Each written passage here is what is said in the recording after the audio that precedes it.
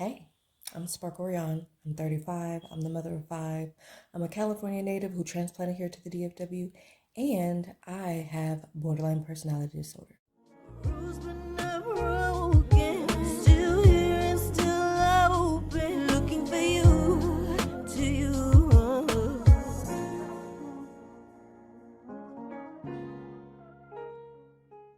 Hello and welcome to my channel. I'm Sparkorion and I want to share my story with you. Mental health stigmas are real. As a friend, a family member, a significant other, it can be difficult to handle the relationship of a loved one who is experiencing the symptoms of various disorders, depression, anxiety, PTSD, grief, the list goes on. I've never shared my diagnosis with anyone, but I actually feel like it's a necessary part of my healing.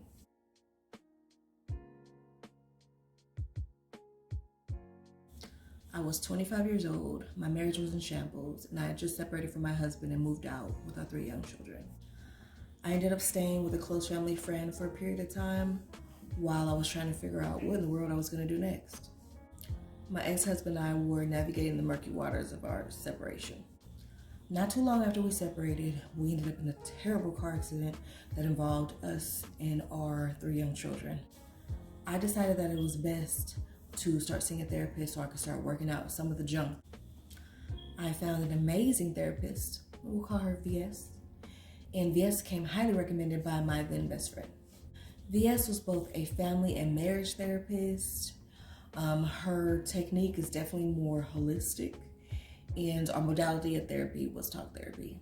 I will admit that I think that I've blocked out parts of that time period just because I had so much going on. There was so much stress. I was under stress on a daily basis, high levels of stress. So I'm trying to accurately recall the details as best that I can. So please bear with me. VS and I did meet on at least a weekly basis, but I think once the therapy session started becoming more intense, we started seeing each other more often. We started off talking about my current life situation and processing my feelings in relation to the divorce. Eventually, we started discussing my earlier years and how I got to the point where I felt like therapy was the best option for me. I filled out a questionnaire that asked me questions about my mental state. The results towards the end pointed me into needing to talk with her about possibly having anxiety and depression. I think my first couple sessions, I was reluctant to speak, but with me being 25 years old at the time, I realized that I gotten to the point where I needed to talk to somebody about what was going on because I'm a person that tends to hold things in until I explode. And I started to realize that that was not a healthy way of handling things. And so seeing VS was my first step towards acknowledging that I needed some help outside of myself. I don't think that I'd ever had a chance to actually sit down with somebody and talk about these things without feeling fear that, a family member was going to be upset with me about speaking, about my feelings and what I felt like was what my needs were and that my needs weren't being met. And so whenever I saw a therapist, it'd always be with the tone of, okay, watch what you say to them and, don't say this, don't say too much or, whatever have you. VS sat with me and she asked me if she could give me a hug. And honestly, I was kind of weirded out. I was like, I don't really know you like that. This feels like you're in my personal space. It feels like some boundaries are being crossed. But I was like, Spark, you kind of have to be open to whatever kind of comes with this. And a hug isn't bad. A hug is a good thing. It's a good thing.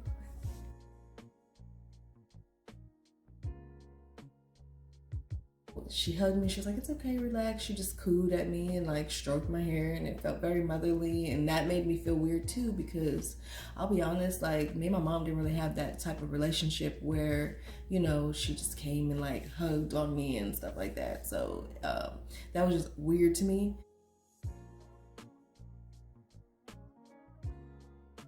She made the situation feel very inviting, and so I think that's what really helped to open me up to her, so that way she could get in there and do her job, so that was pretty cool. I will say though, when she did give me that hug, man, I was like a big old baby. The floodgates just opened up. I didn't even realize that I needed to cry like that. I mean, and I bawled. I bawled like a baby. I mean, my face was so ugly. You know, I have an ugly cry face. My face was so ugly when I was done. Snot everywhere, tears, just everything was just out of place, out of order. Hair messed up.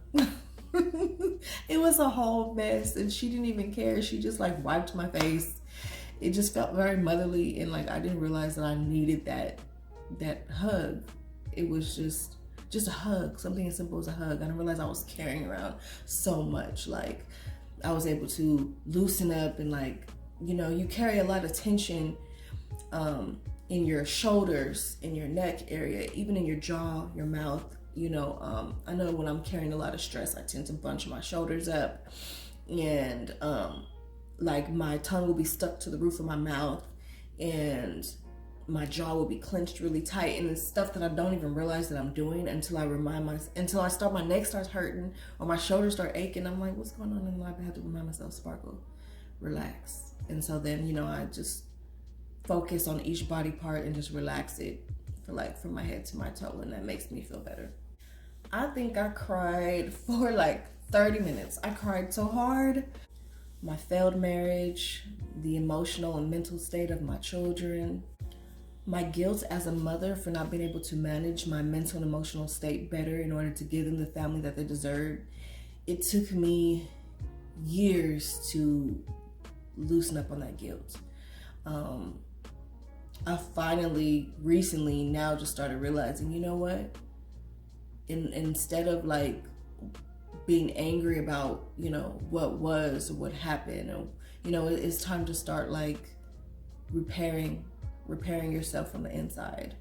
And that's gonna put you in a better mental and emotional state to be able to give your children the love that they have, that they need from you. Not necessarily, it doesn't even need to be, it's not even about the two-parent household. It's just about me being present emotionally and mentally as a mother to be able to give them the building blocks that they need to be happy and healthy adults.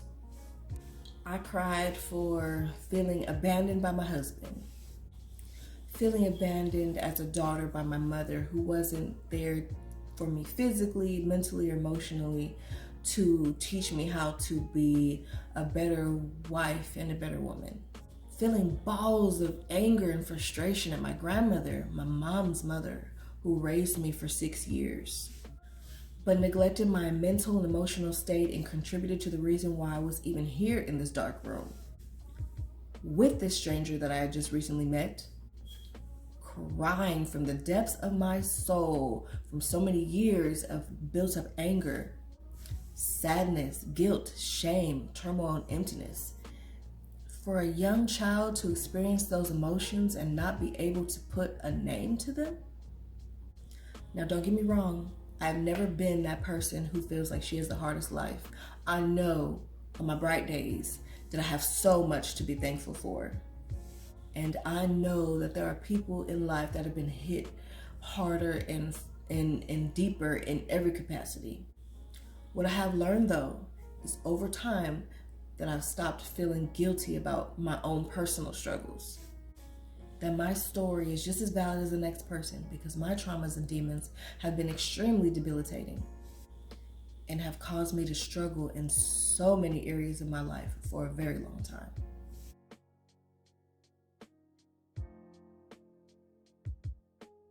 After several sessions and many hours of observation, VS diagnosed me with anxiety, depression, PTSD, and borderline personality disorder, otherwise known in the mental health community as BPD.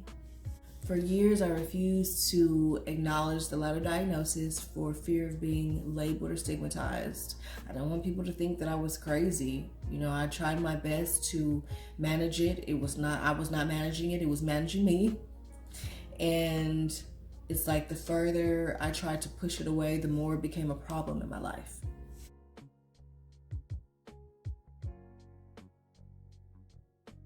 It's not to be confused with bipolar disorder or dissociative identity disorder, which is kind of like the multiple personality syndrome. Basically, I struggle immensely with my sense of self, my identity, and my emotions.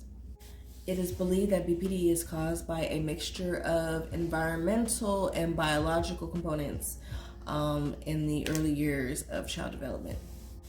Oftentimes, people diagnosed with BPD have a history of ongoing emotional neglect, as well as physical abuse and or sexual abuse in childhood.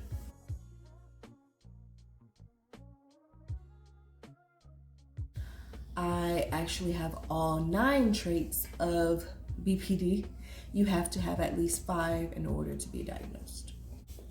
I'll share the 9 traits and my experience with them in my personal journey. When you said let go, I thought you would catch me.